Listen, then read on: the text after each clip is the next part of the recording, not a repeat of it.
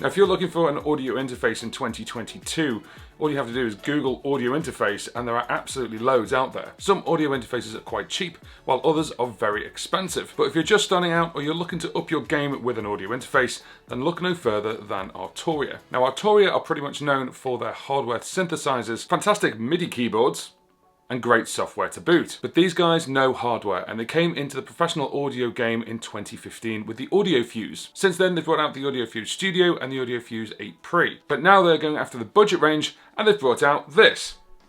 This is the MiniFuse 2, and it's a 2-in, 2-out audio interface, but it's got a couple of tricks up its sleeve against its competitors. Like many 2-in, 2-out audio interfaces, you've got your combi jacks, you've got your 48-volt phantom power, and you've got your monitoring with headphones. But where this differs is actually on the back. We have our left and right out going to our speakers, but on a 2-in, 2-out, they've also included MIDI in 5-pin DIN and a USB hub.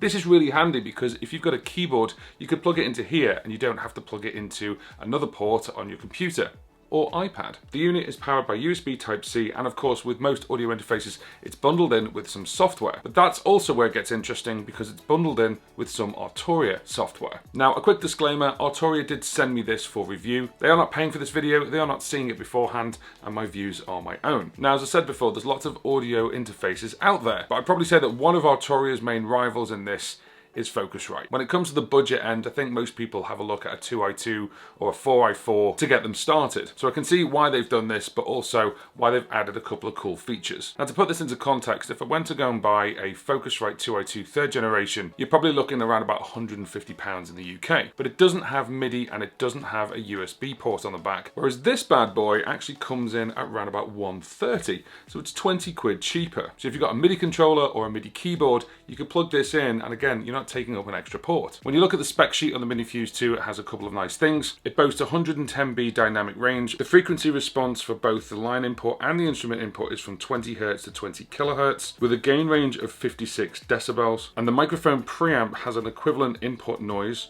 which is A-weighted, of minus 129 dB. Now, if you know what all that means, you know that it's up there with all the other audio interfaces, which are pretty decent. It also supports 6 different sample rates, starting from 44.1 going up to 192. And when you register it with Arturia, it actually has a 5-year warranty. Now, the MiniFuse 2 is actually part of a series. This is the second version. They've got the MiniFuse 1, which is literally one input. This is the MiniFuse 2, and the MiniFuse 4 is coming later in the year. And as I said before, Arturia are really good with their software. Now, I did a video all about Arturia's Analog Lab, but they give you Analog Intro, which basically gives you hundreds of different sounds from the Analog Lab range. You also get Arturia's FX system, which includes their RevPlate 140 reverb, the pre-1973 vintage preamp, the Delay Tape 201 Echo, and the Chorus June 6 analog chorus. And like with most audio interfaces, they bundle in some form of DAW, and Arturia's choice is Ableton Live Lite. So that's all the spec sheet stuff out the way. Why don't we just plug it in? I already have an audio interface for my computer.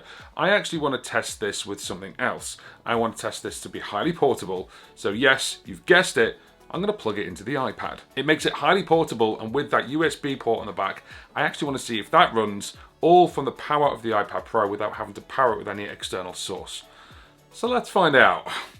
Okay, so I'm starting to find a couple of strange things with the MiniFuse 2. First and foremost is the cable. Now, the cable you actually get in the box is this one, and it's USB-C to USB-A. Now, that's fine, obviously, for a couple of different things, but I would also like to see a secondary cable in there that's USB-C to USB-C. So I've used the normal Apple cable that you get for charging your iPad, and I've just plugged that in directly from here into there. I've got the Aston Stealth mic actually plugged in on channel number 1, and we're going to move over to that audio now. So now you can hear the Aston Stealth mic going into GarageBand on channel number 1. We're using 48 volts for the Aston Stealth, but it can run without 48 volts, but I just thought I'd use it and see if it could power it, and it does indeed power it. And I've turned GarageBand onto multi-track recording, and it's at 24-bit. So I'm just going to lift up the MiniFuse 2 just so you can see what I'm doing. We've got the microphone going on channel 1, and it's set up obviously as a microphone as opposed to a guitar, and that's what the little button underneath would be. It's on 48 volts phantom power, and that is coming from the iPad at the moment, and the iPad is basically giving 48 volts phantom power whilst also powering the MiniFuse 2. So it will drain the battery faster than if you were just using the iPad, but that's obviously to be expected.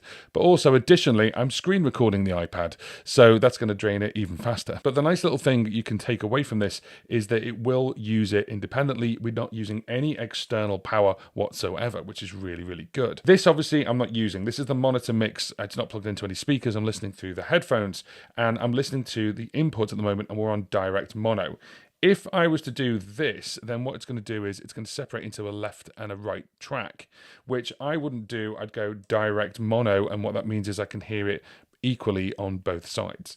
And we can turn this over so it's on the input. This is now going to come from, I can hear the USB, the monitoring of the USB. So therefore I can hear it there. Now, if I was to do direct mono and turn it off, I can't hear any difference.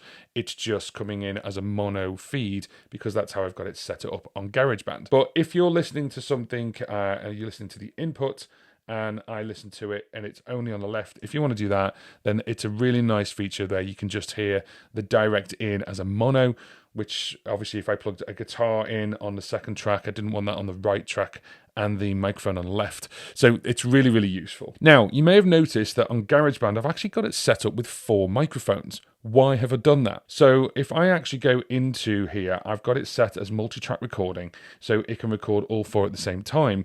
And you can see here it's bouncing up and down on track number 1, and that's fine. But if I actually go into here and go into the settings of this track, it's on channel 1, and it's monitoring out on channel 1 and 2. That would make sense, but if you actually tap on here, when you plug in a 2-in and 2-out audio interface, you expect 2 channels.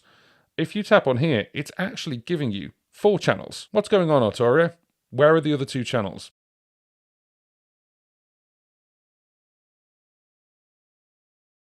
Now, the other thing I obviously mentioned is there is a USB hub on the back, which is USB Type A. Now, if I plug in the Keylab 49 into power and then plug it into the interface, it works.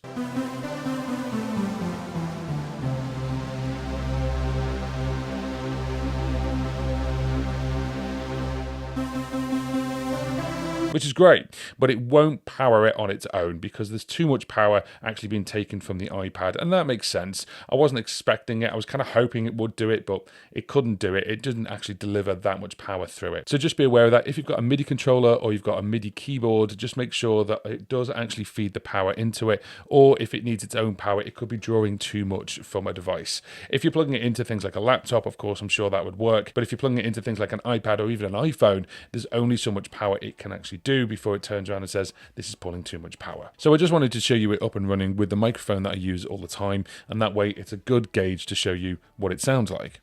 So I suppose the question remains is, what do I think of it? Well, I like it. It's really light. It reminds me of this young man up here, and I just like it in white. It just matches my Keylab 49, which is good for me.